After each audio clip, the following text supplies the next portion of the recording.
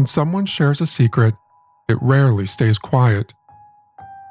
Just like a game of telephone, each person adds their own little extra detail, and the story grows bigger and more exciting with each new version.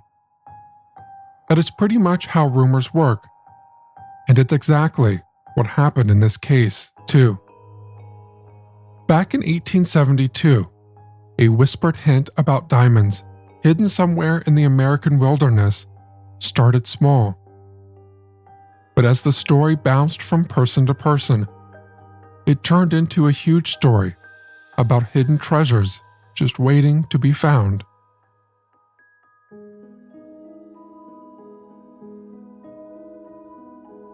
Welcome back, friend, to Hometown History.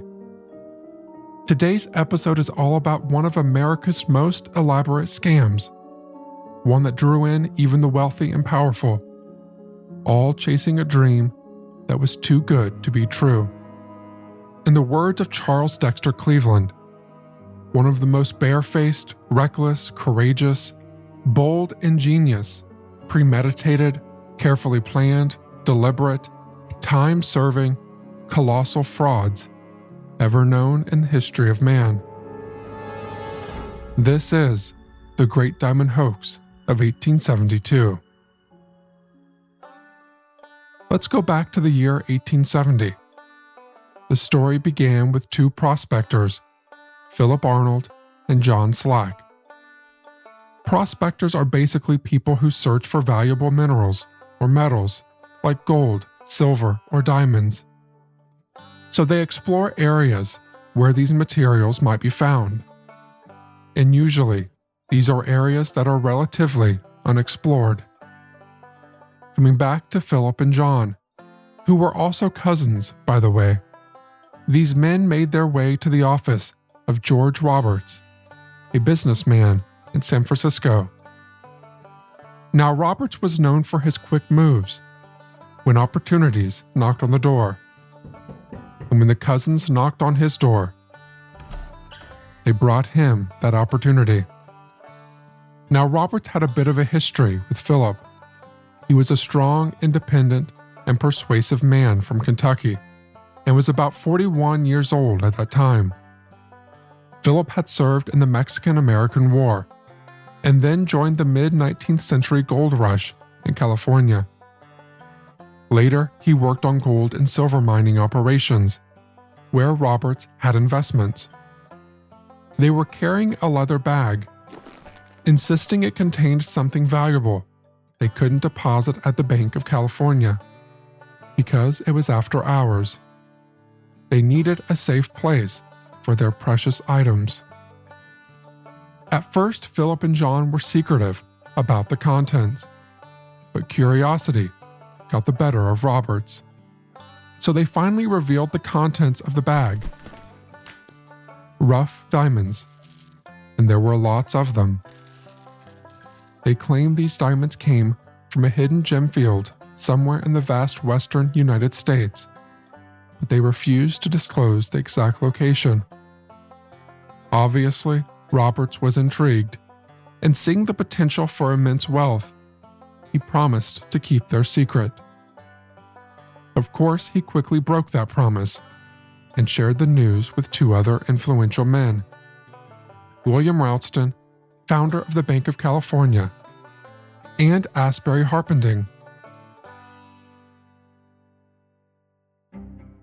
Ralston was one of the wealthiest men in California at the time, having made his fortune investing in the silver bonanza of Nevada's Comstock Lode.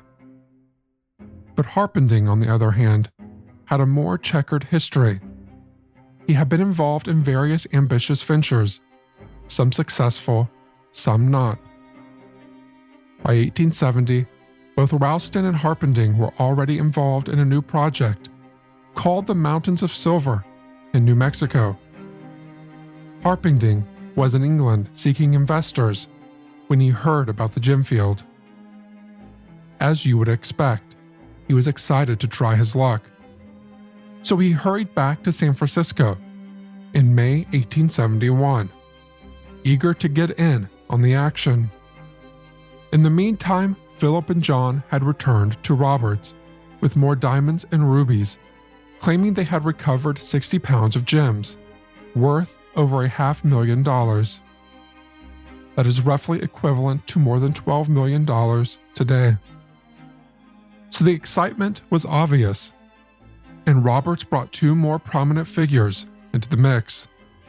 General George Dodge, a former Union Army officer, and William Lent, another investor in the Comstock Lode. With each new player, the story gained more momentum. All 5 people involved till that point also called the San Francisco backers, had big dreams. But to their disappointment, Philip and John still refused to disclose the gem field's location. The reality, on the other hand, was that Philip had worked for a company that used diamond-tipped drill bits. He probably took some of the industrial-grade diamonds from there. The rest of the gems were purchased in London, as we discussed, or from Native Americans in Arizona. So using these diamonds, they tricked these businessmen in believing that a secret diamond field did exist. And here is where the actual scam began. They agreed to bring back even more stones in exchange for a $50,000 investment from them. That would be about $1 million today. With that money in hand, instead of heading to a hidden gem field, the cousins went to London. Using fake names, they purchased rough, uncut diamonds and rubies that were worth half of what they took from the investors. Then they returned to San Francisco and presented these stones to their eager investors, claiming they were from the mysterious gem field. And obviously, the investors were amazed at the sight of these gems. The stones were, in fact, real, but they noticed that the quality was low. So to add credibility, they decided to have 10% of the stones appraised by Charles Louis Tiffany of Tiffany & Company in New York. Present at this appraisal were several high-profile figures, including Major General George McClellan, Congressman Benjamin Butler, and Horace Greeley, the editor of the New York Tribune.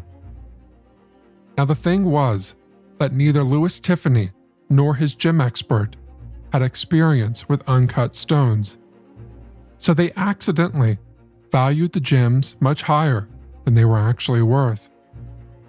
So luckily for Philip and John, Tiffany declared the gems genuine, valuing them at about $150,000, nowhere close to the actual value.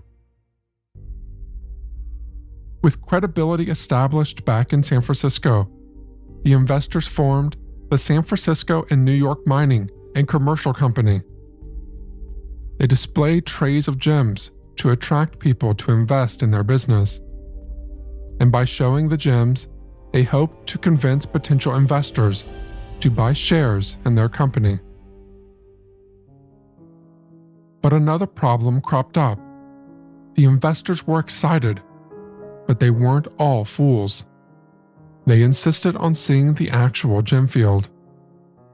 Philip and John agreed to it on the condition that an expert would come along and the investors would be blindfolded to keep the location a secret.